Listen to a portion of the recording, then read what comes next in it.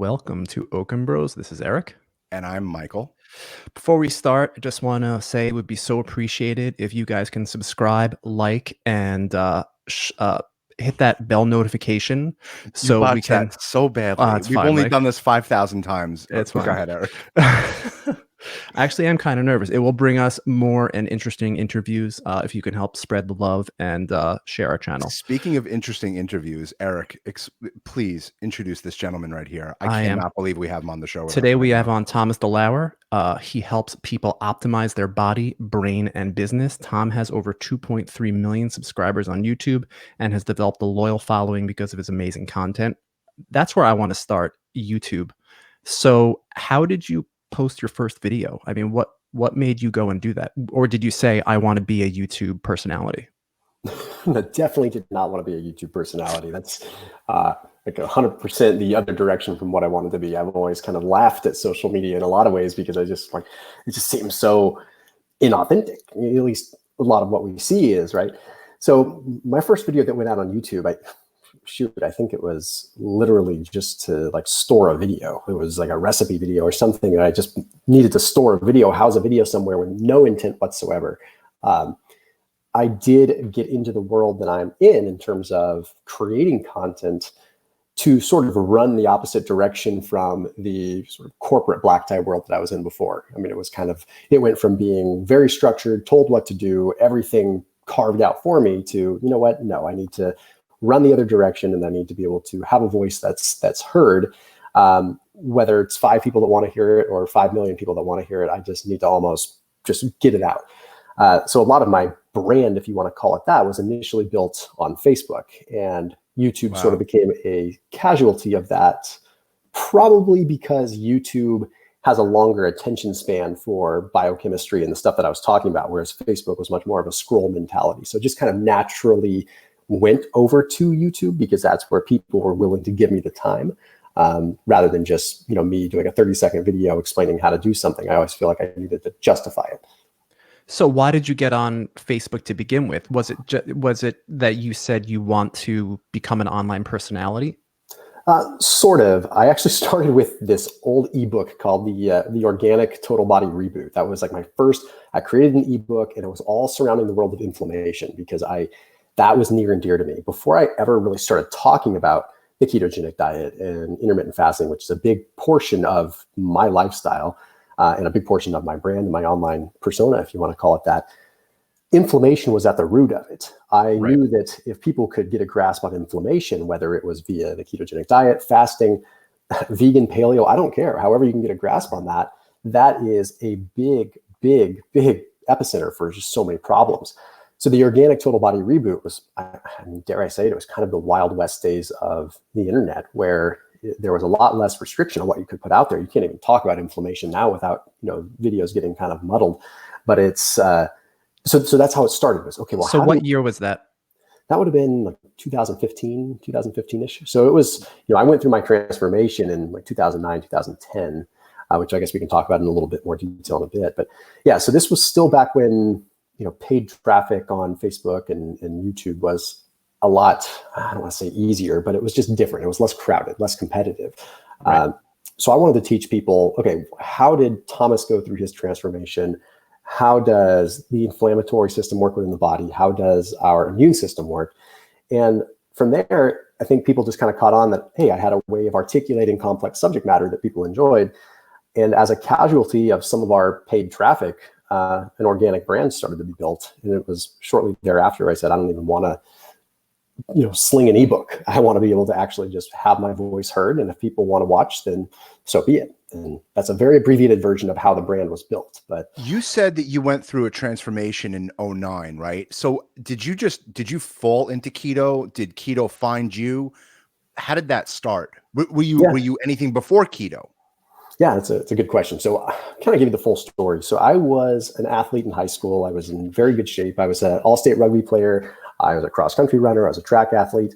And I did a lot of running when I was younger. I ran my first marathon when I was literally 11 years old. And I did a lot of damage to my joints running at such a young age. I really did. So by the time that I was 17, 18, I was already having some pretty seriously debilitating knee injuries. I was really beating myself up.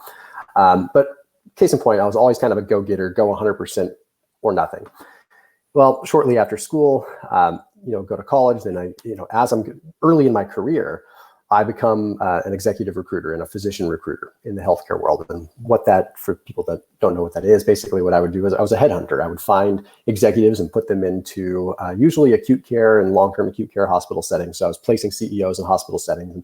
Wow. Didn't have to do that for very long before I built a really established network of physicians. And once that happened, I became a little bit more valuable in the sense of, okay, well, Thomas has a network. And anytime you have a network, you start becoming more desirable for other businesses. So then I got into sort of the private equity world with some companies that were at the time selling what are called ancillary lab services. So they were selling things like salivary cortisol testing and things like that to fee-for-service physicians. Complicated story, basically means doctors that were working outside of the insurance continuum with concierge medicine would utilize our services to be able to provide lab testing to their patients.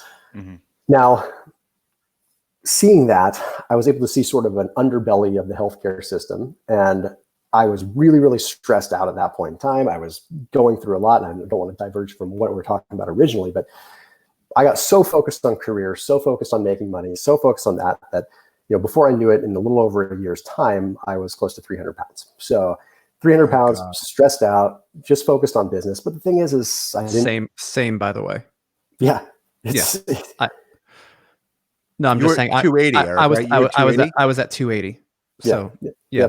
I pushed about. I was at 290, 291 was like the top number I ever saw. But I mean, I didn't even realize I was overweight at the time. That's kind of the interesting thing. And I know that a lot of people that are in that kind of go-getter mentality, you put the blinders on and you don't really realize anything else that's going on, because what you're doing at that point in time, that's it. You're not thinking about it. You don't take a step and look at things objectively, at least until you're older. And I was so young, my early 20s in my career. And it's just having a lot of success, having financial success.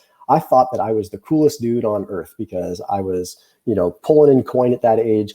It didn't matter. I've been with my wife since high school. I was like, my wife's going to love me no matter what. It's amazing.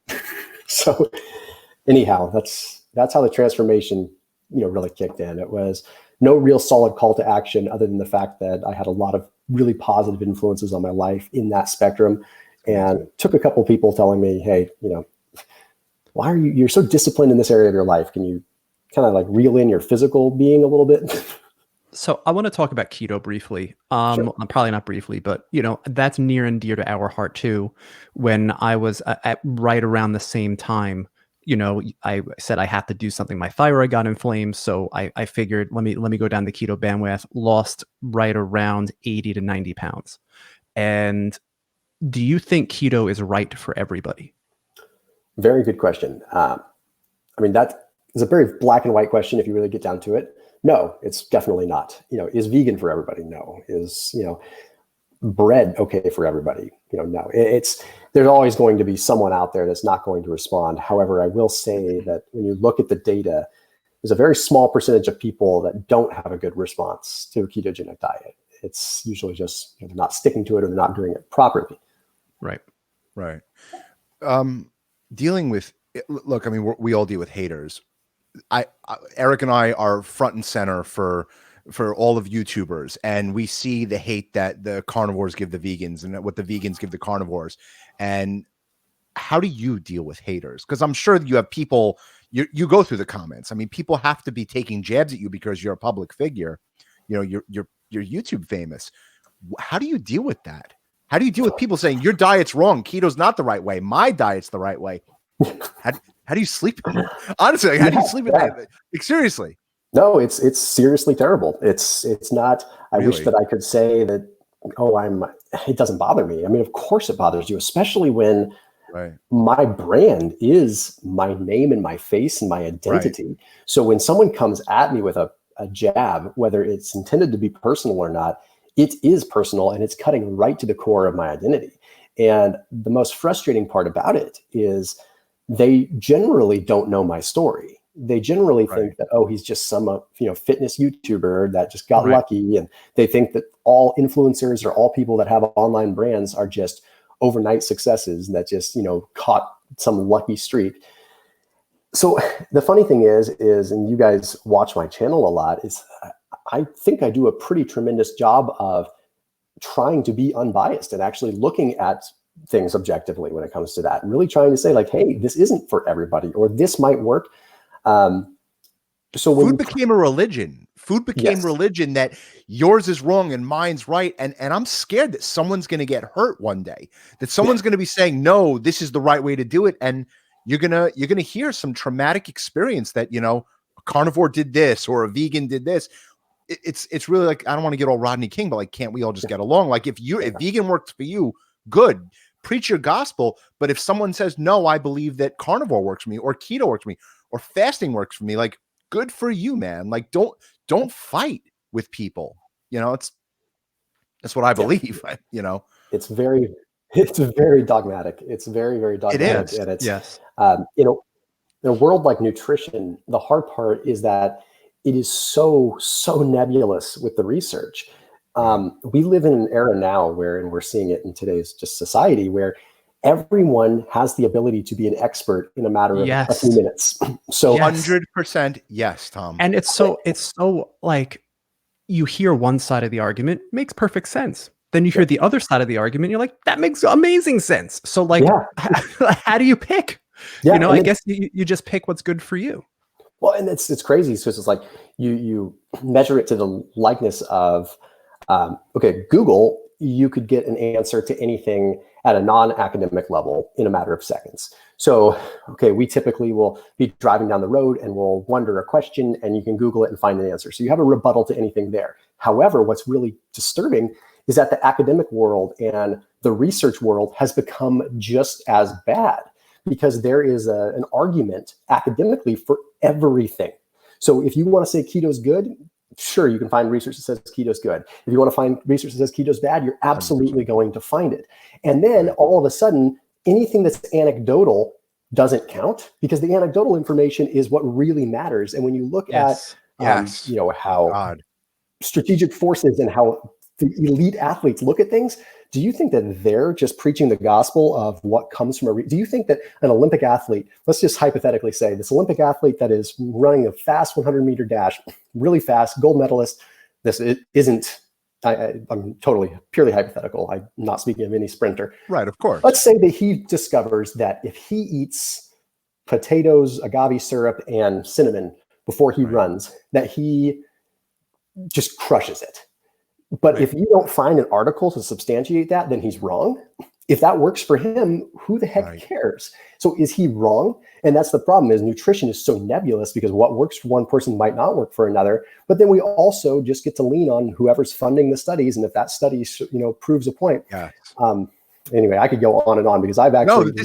This is amazing. This is amazing. What we wanted to talk about. Because like we heard from, listen, I took my kids to Washington, D.C. last year for a vacation, at my wife and kids, and we went to the Smithsonian, and there was an exhibit that in the 1950s that had doctors smoking cigarettes. And they were saying, 9 out of 10 doctors agree that, Winston is the right cigarette, or whatever, Camels, or whatever the case. And it's like, and our father passed away 2 years ago from smoking cigarettes. It's like things change. I think sugar is the new cigarette, right? I think we could all three of us agree that sugar is the new cigarette. That sugar in the Coca-Cola and in all the junk food, the processed stuff. Yeah, they're going to be showing the research further down the road. This leads me. You mentioned early on about inflammation. Yeah. And I believe there's a correlation between inflammation and allergy.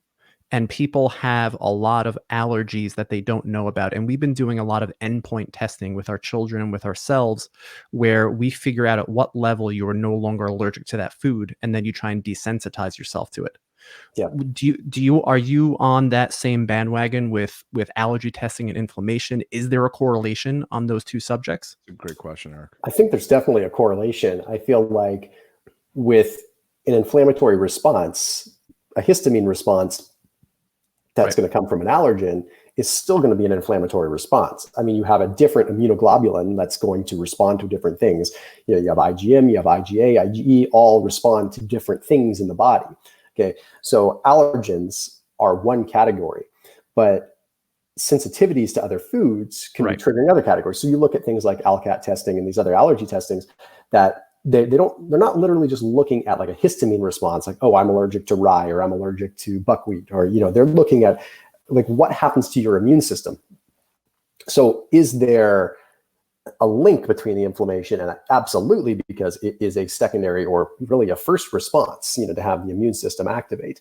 But then there's broader pieces that we look at things too. If we want to just get really granular with it, the gut microbiome and how a certain food is going to affect the gut microbiome and the chain reaction that happens there. Because I'm a believer that a lot of what's happening in our lives in terms of how we respond to food is a direct result of what the bacteria in our gut are doing at a given point in time, which would imply that if you eat one food now, you might have a response, but if your gut biome shifts, you eat that food, it might be a different response. 100%. I was on keto, then I went to carnivore, and I was on carnivore for 4 years. And eventually it just stopped working for me. Yeah. And then I had to introduce sweet potato into my diet, and I'm like, oh, I feel better. Yep. So, I think that's we also went to an alternative doctor who took our bloods and said, these are not great bloods. And he went down to, I came up positive for myelin sheath, like I don't know what you call it. And I'm like, I eat just meat. I eat meat. I'm the healthiest I've ever been. He's like, no, you have a leaky gut. There's something wrong. Your body's reacting to something. So he gave me I know how you pronounce it. I call it colostrum. All right. Us Long Islanders call it colostrum, but I went to your video because I'm telling you, I found you, Thomas, because when I had an ailment, I've been following you for over a year now. When I have an ailment, I type in your name with the ailment or the vitamin or, the diet or the fasting. And I want to know what you say. Do you read 24/7? Like, do you sleep? Are you like, I know how do you research your you're superhuman. We get it. You're superhuman. Like Eric and I look like Pugsley and Wednesday Addams next to you. But like, do you read 24/7? And how the hell do you retain this shit? I think the retention comes with just having, a wide repository of information. But I think rule number one is it has to be something that you're passionate about. I can't tell you how many times I start, I will compile research and it's, don't get me wrong. We've got a team now where it's like, if I find subject matter that I like, I will have my team find lots of research, both directions, supporting and unsupporting. And then it's my job to filter through the research and figure out, is this going to actually, would this end up be a boring video? Like, really? Because there is that balance that I have to look at too. If I don't get retention on the videos, then, so there's a lot of things that I would love to talk about. Like, I would love to talk more about the microbiome. Nobody's going to freaking watch it. Like, there might be, a couple dozen, you guys might be, but I watched them. Yeah. It's people just, it's a tough. So anyway, the point is filtering and distilling that down to things that I really am passionate about, because that's how you truly retain information. Do you remember, what was on multiple choice, college tests? No, but I do remember things that I took an interest in. And so that's the number one thing, is take an interest. And then once you have an interest, then outsource whatever, I'm a firm believer in investing in human capital. And, that's the best way that you can put your money with anything. Absolutely. Like, it's absolutely, they're an asset versus a resource. You're not depleting them. You're going to elevate them. They're going to elevate you. So I have built a team of people that enjoy doing what I do too. And I'm like, it's just an extension of me. So I have people that are interested more in sort of the biochem side of, muscle building and that's how I'm able to assemble as much information as I am now. And with that, you build such a good repository in terms of the fundamentals of biochemistry, the fundamentals mainly of what I'm into, which is like mitochondrial health and that metabolic flexibility piece. If you were to ask me a lot of questions about neuroscience, I don't know much there. I really do stick in my lane. It just seems like there's a breadth of knowledge there, because metabolic flexibility, mitochondrial health does kind of translate into all these different areas. But once you know how energy systems work within the body, it's not far-fetched to learn about these other things. And if you watch enough of my videos, you usually find the common denominators. Like, okay, he tends to come back to this school of thought. Right. So do I read nonstop? I definitely spend a fair bit of I would probably say I spend 3 hours a day probably reading research. That's right. Which isn't a huge amount, but it adds up when you do it every single day. Plus, when you're building and building and building. And one of the things that I've been proud of is having the stamina and the endurance that I do have on YouTube to create the same amount of content consistently and not weaken and not drop off, even when there's haters present, even when, you know, you're riding the storm, when YouTube is not necessarily working in your favor algorithmically. I mean, it's just, you got to keep going. Really? Yeah, we're in that spot now where we're trying to break in, and it's really hard, you know. So to me, YouTube is a fortress, and there's a loose brick somewhere in that fortress, and you have to go find that loose brick. And literally, Eric and I are trying to find that loose brick now.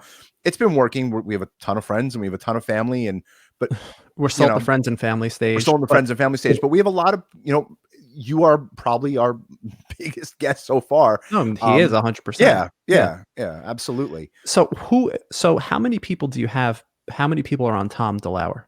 Are on Team DeLauer? Yeah, so that came out wrong, Eric. Yeah, whatever. You know what I'm trying to say. How many people are on you, Tom? just one, my wife. Just one, yes. Exactly. That's the right answer. Okay. But that's awesome. So I have 6 full-time employees, and then I have another 5 contractors. So it's a decent. I mean, it's amazing. It's amazing to me that you can make a real business out of this. Yeah. And I feel like, you know, you started out in the corporate world, but above all else, like, you have to love to be doing what you're doing, right? Where it's this has to be a passion for you. It's a passion because I love to self-experiment. And people think, oh, Thomas, you love to do this because you love helping people. And that is, I have to be completely honest and fall on the sword. Like, the helping people part is just a positive byproduct of this. I've always said is, I'm going to do this either way, because I'm going to document what I do in terms of my self-experimentation. If you want to be along for the ride and it helps you, then heck yes, this is awesome. But it is always about trying to further science, trying to learn something new. And the fact that motivates and inspires and educates people, that's just a positive byproduct. However, as time has gone on, as the channel has evolved, and I see how my content has truly inspired and changed people's lives, it's changed the dynamic of how I create content, because now it really is much more about, well, this is what people need. And so it's elevated beyond, you know, what can Thomas do in his self-experimentation, like self-fulfilling prophecy. And it's turned into, okay, this is a naturally bigger objective to help people now. So yes, there's a solid passion in terms of seeing people's eyes light up when it just clicks. Right. I enjoy people's transformations. That is great, but it's kind of the old, if you teach a man to fish, you know, versus give a man a fish. I could get anyone to lose weight. That's not that big of a challenge, but I want them to be able to, I want to see that spark in their eye when they start to understand what's working in their body. And that's how they can make a change. So my goal is more about elevating people than it is transforming people. The transformation kind of comes later on. When did the transformation change for you mentally, when you realized you weren't that fat person anymore, that overweight person? Because that was a stigma for, I think, Eric specifically. Yeah. You're so heavy for so long, and then you wake up and you look down and you're not heavy anymore. When was that change for you? That's a good question. I would say it's hard to put an exact timestamp on it. And what makes it difficult, but also great, was that, again, I had my wife with me through thick and thin, literally. No pun intended, right? Yeah, nothing ever wavered. So it's like I never had this validation or this feedback that was really throwing it in my face, because my wife was so awesome that she just loved me the same no matter what. I never saw a change. So anything that I discovered as far as my transformation, as far as a change, was purely introspective. There was no feedback coming back, because my wife wouldn't have told me. Like, she would have insinuated that I need to get healthier, but she was going through her struggles herself, and we kind of went through it together. But I digress. I think once I started articulating and talking about my transformation is when it clicked. Because for me, I was the skinny guy. I was an athlete, and then I got fat, and then I lost weight again. So it was different for me, because my mental transformation was much more about accepting the fact that I was becoming mentally weak and I needed to get stronger. How could someone that was so disciplined in one area of their life be have such a lack of discipline in another?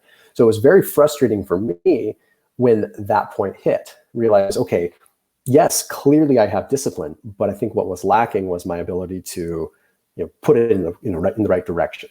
As taking your discipline and just trying to make money out of it is nothing. It's very Anthony Robbins. It's very Anthony Robbins-ish, where you have to kind of like, I don't know if you've been through the Anthony Robbins program. I'm a huge Anthony Robbins guy, but he says, if you're doing amazing in your career, but your home life is lacking, or if you're doing amazing in your health, but your career is lacking, it really is. You kind of got to get everything under control. I mean, like Michael and I, our day job, we're successful business people, and we run, a large business despite COVID and stuff like that.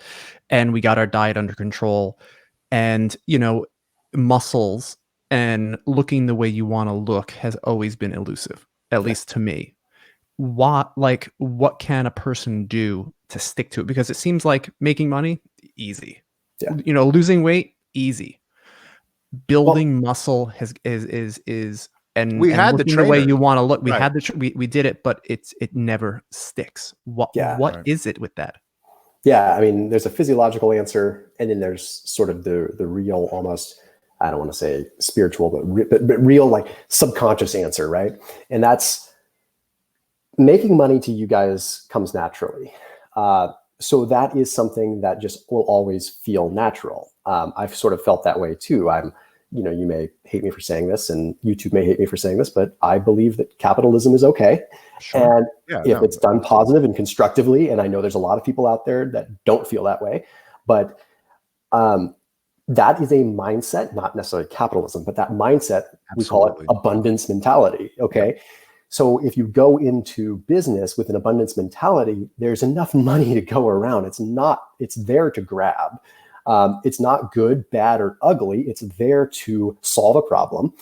So some people they have that subconsciously, and they also have that in how they were raised, whether they realize it or not. So the same thing happens with the ability of your body. Now, I'm not saying that you could wake up one day and will yourself into the existence of having, amazing biceps. But from a young age, you establish sort of this foundation of that.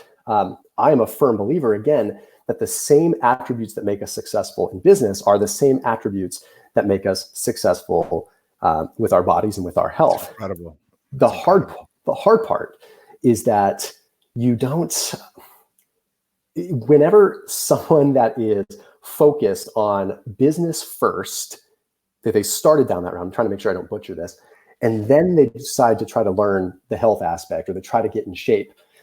The moment that they start to take energy away from their business and put it towards health, they have a trepidation, and they don't always realize it because they feel like they're neglecting their business. 100%. And that's how you're raised, and that's how you have gotten your validation over time. It's been like business, making income, generating income, whatever. That is how you get your validation. So if you start pulling away from that because you're focusing, even if you know it's for the greater good, you're taking away from that, and you're naturally going to start to take away from that and go back to what you know is natural and path of least resistance. And there's a saying that I should get it tattooed, but it's called, it says the path of least resistance leads to crooked waters and crooked men. And if you naturally just let yourself go to that natural path of least resistance, challenge yourself, you're going to run into that problem. So I'm making a point here, but the point is you have to be 100% in everything that you do at that specific point in time. You cannot find balance. You cannot be 25% family man, 25% business, 25% health. Right. You need to learn to be able to come to the present. And when you're focusing on your business, you're focusing on your business 100% of the time at that time. And when you're focusing on your health, and that means the nanosecond in which you're picking up the fork, that means the nanosecond in which you're picking up the dumbbell, you are 100% freaking there, period. Your mind is not in business. Your mind is not in family, because at that nanosecond, what is your focus? And that does amazing things, not only mentally, but with neural pathways and the plasticity of your brain, and ultimately how your body is going to respond. And then the discipline just kind of comes naturally. So I don't know if that makes any sense, but. Oh my God, that was amazing. No, that was a clip, awesome. Right? That was the clip. That was unbelievable. That was unbelievable. I mean, that's the key to existence, and it's being 100% where you need to be at that very moment. I sense some spirituality there. Were there any like books about law of attraction? Because I mean, I wrote like the book on law of attraction. We believe in that stuff. Are you into that, or you're more like into the science of it? No, I'm absolutely into that. It's I feel like science is. Someone's going to take a clip from this and they're going to probably make a video specific about it. But I think that science today is a joke because we're not. We got away from expanding. We got away from the purpose of science is to always challenge your own hypothesis and to always grow. But now it's about serving an agenda. And it's making money, right? Yep. Making money, serving an agenda, serving a purpose, winning a court battle, whatever. It's not about, can we get to the moon? Can we get to Mars? It's not about that anymore. And I don't know what it's going to take to get there. But the point is that law of attraction, when you could go on and on, but oh my God, being able to be present. Who are we to think that research that we know everything there is to know about science and research? And if you actually take a look, I went down, it's kind of funny, like about a year ago, I went down a quantum physics rabbit hole, and I stepped away from making sure I didn't put any of that content on YouTube because people they'd think that Thomas would annihilate you. They would annihilate you. But the point is like, that's kind of the way that you have to look at things. You really, there is a lot going on here. And it's a lot more than just what is published in a paper. I was not planning on, I'm telling you, man, I wasn't planning on plugging my book. I wrote this book called Just Ask the Universe. All right. This book I wrote, it's 100 pages. It's still, after 9 years, in the top 100 most read books on Amazon. It has over 1,600 reviews. It has helped people all over the world develop the mindset that you were just talking about, to get the wife they want, to get the family they want, to get the business they want, to get the body they want. It really, that mindset is everything. And when you say subconscious, that's what it's all about. When you program your subconscious mind for success, and there's a way of doing it, right? You can't just say, oh, I want to be successful, or I want to be rich, or, I want to have $1 million. Well, that's great. Everybody wants that. I want to have muscles. Yeah. Right. That's great. But you have to program it. You got to say before you go to bed. There's a science to that. Yeah. And then it's actually taking action that propels you to getting the things you want. That's the secret. That's the science of getting rich. That's the power of your subconscious mind. I don't know if you've read these books, but these books are. There's a book that we recommend all the time to people, and it's called The Science of Getting Rich by Wallace Wattles. And The Power of Your Subconscious Mind by Joseph Murphy. Was written over 100 years ago. Have you read those, Tom? I haven't read those. The one that actually I read at a very young age was Robert Cialdini, The Magic of Thinking Big, right? That was like a lot more unbelievable. That set the tone for my life. That book, people ask me like that book did change my life. Now, obviously it's within the same ecosystem. It was just, that was what I needed. The belief system, Tony Hawk, perfect example, right? This has been talked about many times, but for viewers and listeners, does the 1080, and then next thing you know, in the subsequent weeks, what is it, 4 or 5 more people do it? It's like all of a sudden, it's like no one could touch a 1080, and then Tony Hawk does it, and then like now the belief system is there. So all of a sudden, it is doable.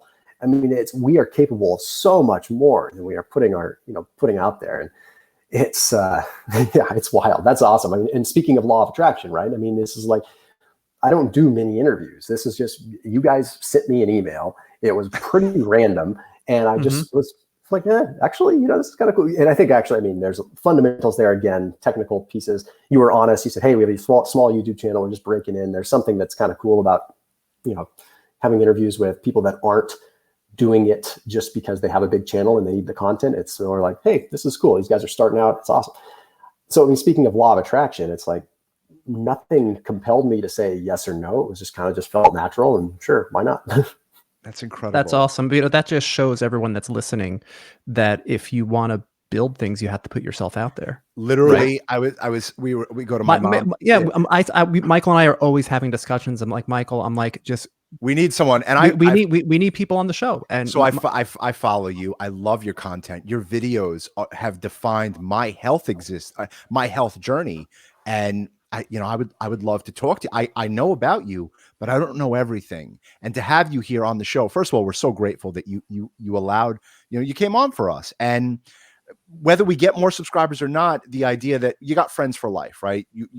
You're in, like, we're family now. Okay. Once you're in the family, you're not getting out. But it was literally the power of a cold call.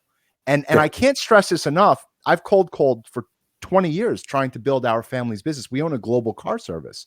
And I went, I had to learn how to change the shocks. My dad wouldn't let me in the office until I knew how to change shocks and brakes and oil changes.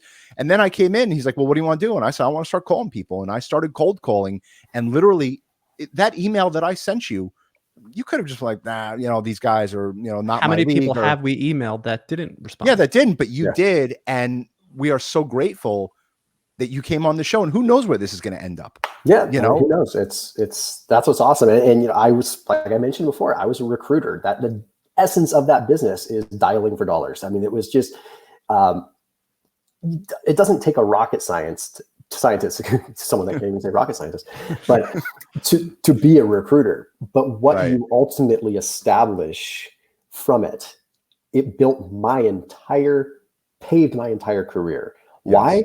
Because the power of putting yourself out there, getting on the phone with the CEO of a corporate healthcare system that has 10,000 employees and you're getting them at their most vulnerable point when they're wanting to make a career shift. And then you put them in a position where they're making twice as much money, where they're feeling good. You just made a very good friend in a very high place. And from that, you learn. Now you can take advantage of that, or you can soak it up. That is how I learned what I learned, was by riding on the shoulders of giants. And how did I reach those giants? By not being afraid to pick up the damn phone. Absolutely. And it's everything. The same thing that why I wasn't afraid to pick up that first weight, why I wasn't afraid to cut out that first carbohydrate. It's just I don't know if you probably see it. I probably can't show it real well because it's not going to show up, but anyway, I was going to show my tattoo. My tattoo is let's see it. If you could, I just don't know if it's the shirt's kind of, there we go. It's you can't see it very well, but anyway, it says all that waits atop the hill is the top of the hill. And it's about the journey. It's from a Nike ad that the full quote said, money doesn't wait atop the hill. Glory doesn't wait atop the hill. All that waits atop the hill is the damn top of the hill. In other words, just do it. And that's always been my approach, is just do it. Just like it's take action, man. The worst thing you could have said to us was, no, I'm not interested, or not even gotten back to us. Yeah. I'm a writer, right? I'm a published author. I've written over 20 books. I have full representation in the entertainment industry. And this is not about me, but real quick, taking action. I wrote an entertainment attorney because I needed someone to read an entertainment contract, because somebody wanted to represent me, an agent wanted to represent me. And I wrote this woman because I read her name in a book, and I wrote her, and she called me 2 seconds after I hit send. She says, I would love to represent you. This woman, I don't want to say her son runs a studio. I call them the Illuminati because they're so like they're so dialed into the entertainment industry, and they control everything. But if I never sent that email, I would still be struggling to find an agent today. This woman got me into different studios and different the industry. Literally the power of a cold call and being nice about it. Like, I didn't write you saying, hello, Mr. DeLauer, my name is Michael Okon. Like, no, it's like, hey, dude, big fan of your show. My brother and I have a podcast. We own a business. Love to talk to you. Like just get to the point already. Yep. It's so funny. I mean, the way I used to, get CEOs to call me back was, because again, you learn in recruiting that the way you're going to reach these people is generally after hours. So first of all, you have to have some work ethic, and you have to have some cojones to be able to sit, or stand, whatever, at a desk after your typical hours, because the only time you're going to reach a busy CEO is generally at the end of their day, when they maybe are in their office for 5 seconds, and maybe they'll answer their phone. They usually don't, but you're dealing with the gatekeeper. Well, I would usually just be totally honest and casual. When I would have to leave a note or leave a message for someone to call me back, it was a matter of, hey, this is Thomas. I'm an annoying recruiter, but I actually just feel like I could use a chat. And you would be surprised. Like, my hit ratio was pretty darn good. It was, because I didn't want to lie. I mean, people would do all kinds of things. I mean, I tried actually, I did make one placement off of saying that I was somebody's scuba instructor. And that was how I was able to get the receptionist to push me through. I said, hey, this is his scuba instructor. It's urgent. And he answered, he called me back. Fake it till you make it, man. Fake it till you make it. He called me back, and he was like, that is the best one I've ever heard. What you got? Like, what do you pitch it? But generally it's just being casual, being cool, and not trying to, what I would say, sell them a vacuum cleaner, just like actually just exactly. Yeah. Speaking of like business, because we're on that now, I have a question. Do you have a presence on LinkedIn? I do, but I frankly don't do much with it. But I mean, this is all coming. I don't, again, I'm in the spirit of just going wherever the wind kind of takes us. I mean, Sure. this whole thing since March has really just opened my eyes to, more of what I want to do. I want to help people be better people. I like talking to people about business. I like talking about changing the world. Health is one portion of that. Maybe this channel that I've been doing has been a portion of satisfying that itch, but getting out into more of that category and helping business people and helping people and also helping myself in that process is a big direction of where I'm going. So yes, I do have a presence on LinkedIn. Don't do much with it now. I used to use the hell out of it because that was a massive recruiting tool for me. So I have a big link, and then a bunch of random people that probably follow me just again as a casualty byproduct of having a big channel.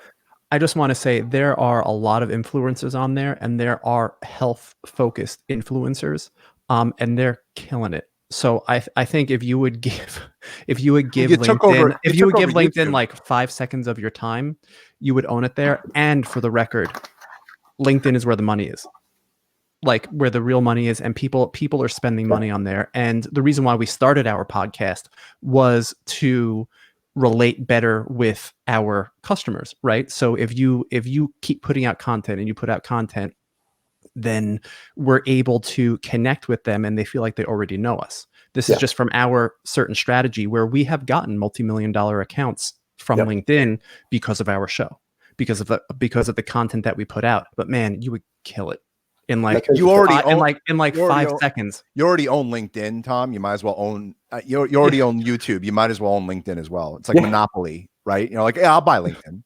If anyone lands on it, it's like, no, I own that. Huge opportunity. And what's cool about it is it's where Facebook was with the organic reach. You remember you got in on Facebook in 2015 when it was easier to grow organically. We're on there now and it's freaking impossible. I just joined Facebook 1 week ago. No BS. I was anti-social media for the longest time. Yeah. Savior, with Facebook, this is, again, take it for what it's worth, but Facebook is a great advertising medium if you're going to, it's a pay to play game for sure. Period. Yep. So, yeah. What are your favorite videos to make? What do you get jazzed about when your team comes back and go, we have a video on berberine? Are you like, yes, let's do it? I've been taking berberine now for, I would say about 3 months. And I can't tell you how great I feel. My sugar dropped tremendously. Not like I had a sugar problem Berberine's before. Pretty awesome. Yeah. Berberine is amazing. I'd say, I really, my favorite videos to make are ones when I really do learn something new. That's kind of random, but if I do learn something and you can see it, again, watch enough of my videos, you're like, wow, Thomas is like hot on this. This is cool. Absolutely. That's usually the ones that I catch the most heat on because it's more abstract and it may go against the grain of what I'm presently doing. And people automatically will assume that I live the same way every single day and don't change a thing. And how dare I have a change of thought, right? Right. But when I do learn something new, it gets exciting. And I love getting on camera about that. But I do think that from a fun perspective, before all this craziness hit, I used to love doing the grocery hauls. Those were like my favorite ones to create. Those are great. Because nothing staged, nothing at all. When I'm doing more detailed scientific videos, I'll have bullet points to make sure that I'm keeping the video under 10 minutes so I don't go on for half an hour. There's a cadence I want to follow to make sure I'm delivering right. With the grocery haul videos, if I need to go for an hour, I'll go for an hour, but I also get a chance to flex my mental muscles, so to speak. People, when they watch those, they say, hey, wow, this guy is not scripted. Like he actually knows this crap because he's walking through a grocery store and telling me this stuff. And I just get my rocks off on doing that. It is so much fun. And so do you do it as often as you want to now? Well, because of COVID, can't. It's like I can do it with a mask, but it's going to, right. So I'm kind of looking, okay, I guess I could go to the grocery store, I could grab a bunch of items and film them back in my house, but it's not the same. I might still do that, but just because it really is fun, because there's a consumer approach, a consumer appeal that people really like. People love to buy things, but they don't like to be sold, right? So it's when you are showing them opportunities of products that they could buy. Again, and this is in a compensated way. I'm not paid to do this, but it's like if I go to the grocery store and I think that there's 20 products that are pretty awesome at Costco right now, and people love to do that because it's like they're shopping. It's like watching HSN, but they're getting feedback on it. So people really like it. I really like it. But I think the ones that I really like the most are going to be the ones that are a lot more lifestyle oriented, or a lot more kind of like how this conversation is going. I do have those kind of things, like where I filmed one recently that I got so into. I mean, I guess you could probably ask my videographers, like, what does Thomas get the most passionate about? But, being like the anger drive. I literally did a video on how it's okay to hate yourself. It's okay to not like yourself. Like this whole world that we live in, where you have to, everyone's a beautiful snowflake. And it's okay to look in the mirror and hate what you see. It's okay to have anger drive. It's okay to have anger. It's an emotion. It's human. It's natural. It's okay to look in the mirror and not like it, because maybe that's what drives your change. So don't look in the mirror and pretend, be honest with yourself. Anyway, so it's like when I get to actually talk that way, it's just hard, because as you'll probably find with the YouTube algorithm, is it puts you in a bit of a box. And sometimes if you talk outside of that box, it's not like you don't get censored or the stuff that people talk about. It's not that. It's more so you are algorithmically boxed in and you're trying to break out of that. So YouTube looks at it, and the algorithm looks at it and says, this is not the kind of stuff that his audience came here for. Right. But the thing is that realistically, a good portion of your audience probably does want to see that, but a computer is deciding for them. Right. And so it's a little bit disheartening, because that's the kind of content I love to create. But yeah, that's you ever think about making a second channel? Absolutely. It's in the works right now. So that's awesome. Yeah, that's how I'm learning. Well, you look at the big channels, that's what they all do, right? Because as your channel gets really, really big, your reach stays decently high, but your engagement naturally drops. So you can't, because again, my audience was built from when I had much more engagement at, relatively speaking, at 500,000 than I do at 2.5 million. And that's simply because it's a lot easier to define an audience, because that is, people are coming to you for one specific reason, and that niche audience is there. And then you reach critical mass, where now I've got a wide variety of people watching my channel. So I can't, there's going to be every once in a while when you have that one hot button topic that covers a large amount of that audience. But how many people come to my channel from the fasting category that absolutely despise keto? And they just get pissed off when I post keto content because they think I'm pushing an agenda, and vice versa. Right. How dare I talk about a carbohydrate? So you get these little subcategoes. So you see, it's a common theme with bigger channels, is they all run into that, and then they branch off another channel. I mean, it's so absolutely. I think a big piece for me is parenting too, is helping dads out. I have a passion to help dads out. I mean, I want to help moms too, for sure, but I speak to dads. I really do. You've been instrumental to me personally. We're underrepresented though. I think dads get the short end of the stick 100%. Absolutely. Yep. It's hard to be a dad right now, I think. It's so hard to be a dad right now. I mean, we're getting a taste of what it's like to be a stay-at-home mom at this. Not saying that it's harder for us by all means. So, someone can cut this clip and say whatever they want, but right now, a lot of us are being stay-at-home dads and also still maintaining our businesses. Absolutely. And because as men, I'm downstairs in my office, my studio right now. I hear my wife upstairs. I hear I have a newborn, or 4-month-old. I hear her crying. Congratulations. And every fiber of my being wants to go up there and help, because men, we're fixers, right? That's what we do. Yes. Our wives hate it, but it's what we do. And it's so you can't help. You can set boundaries, but you can't help but still mentally want to be there. It's very difficult, and we are absolutely underserved, because no one talks about it. No one talks about the stresses that we face and the emotional struggles that we face, because it's typically masqueraded and it's typically just brushed another direction. But man, I mean, it's difficult. It's difficult when you have a newborn and your wife's attention is going to the baby, and you're not getting it as much, and no one wants to talk about that, because that makes them sound like a big whiny what. So I smell a new channel, Okon Bros and DeLauer dad talk, right? Friday night dad talk with DeLauer and the Okon Bros. Is there ever a time where you're like, I don't even want to curse, but like, F it and just pig out on cookies, cupcakes, and candy? Seriously, that's a question I've always wanted to ask a RIP person. I know we followed the Carb Night solution. That was like one of the greatest 5 weeks of my life. Yeah. Where like until Michael got gastritis. I got gastritis Yeah, because I was allergic to half the foods I was eating. Well, not allergic, but I had an intolerance to the pumpkin pie I was eating, on Friday nights. But kefir was amazing. He was great, but like I couldn't keep up. It was impossible. Like, but we're not, we're not, hold on one second. Like, we're not like dedicated enough. Okay, we're going to eat the Twinkies, ding dongs, and ice cream, but then we're just going to go take a nap. We're not going to like go work out for 3 hours to like use all of that. That's just more of our style. You're making us look like lazy fat slobs, Eric. Oh, I mean, Mike, come on. Yeah, exactly. But like really and truly, Thomas, is there ever a time where you're like, all right, I've had enough with the avocado salads. Just give me like a Big Mac and a double, large Coke and some fries. No, totally. No. I mean, it's the the one cardinal rule I have is I just don't touch gluten. Period. And really? I'm not celiac. If I'm going to have a cheat meal, that's my only rule. Just no gluten. I mean, it's no just gluten. So yeah, sugar's okay. You're cool with sugar on a cheat meal?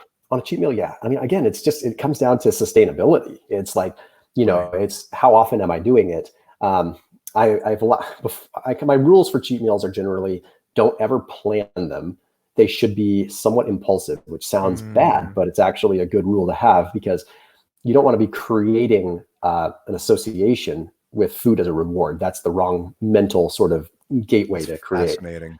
Yeah. So it's a lot of times for me, if we're going to do a cheat meal, it's a lot of times just kind of wake up that morning and be like, I feel like again, you get in touch with your body too. It's like, I feel like my body would respond well. And I feel like it's time, and so then it just kind of happens that way. I don't wake up and immediately go eat cake, but at that point I'll say, yeah, tonight I'll probably go ahead and do a cheat meal. Were you ever like 20 minutes afterwards be like, this was a huge mistake? Oh, all the time. I mean, in fact, a lot of times it is that way just because, again, things you can't control, like sugar and the dopamine hit and the dopamine crash, you kind of feel like that invariably. You just feel like, oh, this was a mistake. But in reality, it makes me the next day just feel so recharged to just be on my game. Because I usually have little indicators. Like if I start feeling like I'm, snacking on, macadamia nuts or something like too much, all of a sudden like I'm snacking so much or we'll have like a little piece of something in the fridge and I'll start picking at little bits of carbs. And like, I'm smart enough to know that like discipline will wane and come and go, but there's also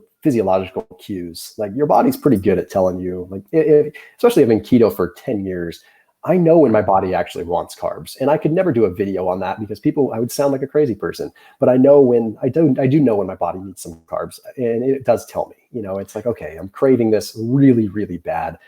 There's no leading or lagging indicator to tell me that I'm craving this for any other reason other than the fact that for whatever reason, my body wants it. Right. So day in the life, real quick, what'd you eat today? And what are you going to eat today? I have literally only had a pea protein shake today because I fasted until 2. So, so today is kind of an anomaly because I don't fast every day. So I usually fast 2 to 4 days per week, depending on what I'm doing. So today is a little bit of a weird day. So you're not eating today, and well, I mean, I broke my fast already. I had a protein shake, and then after I get off this call, I will probably go up and I have some leftover ground chicken that I cooked up yesterday and a little bit of spinach. I'll probably have that and probably put some coconut oil, a little avocado on that. That'll be sort of my meal for mid-afternoon. And then tonight what are we doing? Oh, jicama tacos tonight. So we're making we've got jicama tortilla shells made from jicama. Sounds great. Grilled up a bunch of chicken last night on the Traeger. So I've got grilled chicken that's already good to go. Cut that up, some salsa, some cheese. And just because like keto is just so, I think it's such a moderate diet. Like what you just said, like I don't see keto as being extreme at all. No. It's really not. Like that sounds in that box, but yeah, no. Did you love Carnivore? When you did Carnivore, did you love it? I didn't feel good on Carnivore, and that's a perfect thing. Really? But then again, I mean, I didn't give it enough time. So, and I was very clear with that. And I did it somewhat incorrectly because I followed it. I had a hard time getting rid of old habits where like I was still utilizing like macadamia nut oil and things like that because I'm like, I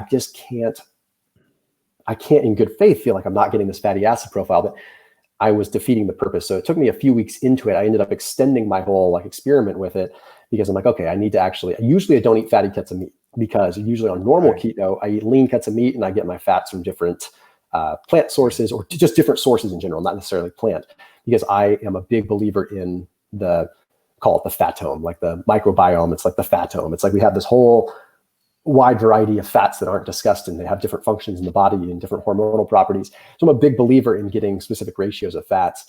But the one thing I didn't realize that, with carnivore, you're throwing all that out the window because you're allowing your body to sort of reestablish. So I started to feel really, really good. But part of the problem that I had with it, and this is great for people that are losing weight, was that it just abolished my appetite.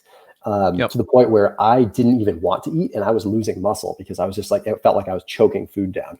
And I actually, believe it or not, have a fairly fast metabolism, and I need to, it takes me being sedentary and stressed, i.e. my old corporate life, to actually put on weight. And I lose muscle fast, so I have to eat a lot of protein. And I honestly, it was I don't think this is sustainable for me. I don't think I could eat 3 pounds of meat. I just don't know if I can do it. So I started losing size, and I felt like I was losing strength. I felt good. My skin felt clear. My brain felt better than it probably had in a long time. But that comes and goes with it, though. I was carnivore for 4 years. It comes and goes. It comes and goes, and finally, it just stopped working for me. Yeah, it's that microbiome thing, man. We have to be switching it up. We have to, and I go through periods of time where I come off of keto, for a month or sometimes even longer, and then go back, just because it's all about keeping a balance there. You don't have to be doing one thing. And once you're doing keto for a long time, you're so fat adapted, you get right back into it really quick. And the fat adaptation benefits stay even if you're not on keto full time. How often do you work out per week? Usually, I like to work out. So for me, I'd say 6 days per week, I'm actually doing something that I would call a workout, whether it's weight training, whether it's HIIT, whether it's, long sustained cardio. And then one of the days is going to be more of a, just active recovery, just going out for a walk. I'm active every day, but in terms of lifting, usually lifting 4 to 5 times per week. But recently it's shifted a lot more towards more BFR, blood flow restriction type work, where I'm actually, only having to lift for 20 or 25 minutes. And then follow that with usually some sprints, something like that. It's incredible. I think with that, Tom, thank you very much for coming on. I could talk to you for another 4 hours, Tom. That's incredible. But we appreciate you coming on, and tell everyone where they could find you and how they can get in touch with you. Yeah, pretty easy. I would just type my name in on YouTube, just Thomas DeLauer, or thomasdelauer.com. Usually I tell people it's more about how you can avoid me versus find me, but but yeah, just type in my name on YouTube or Google, and you'll be covered up with content. And like you said, that's exactly what I tell people to do.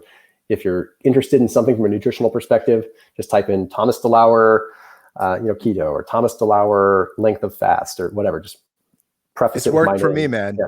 It's worked for me, and really, you've been so instrumental in my, and Eric's journey too. We're grateful, and keep up the content, man, because you're helping a lot of people there. Appreciate it, we're grateful. Everybody, hang on 1 second. We're going to sign like, off subscribe, comment, and share. Peace out, everyone. Thanks for tuning in. Bye, everyone. Thanks. See you guys.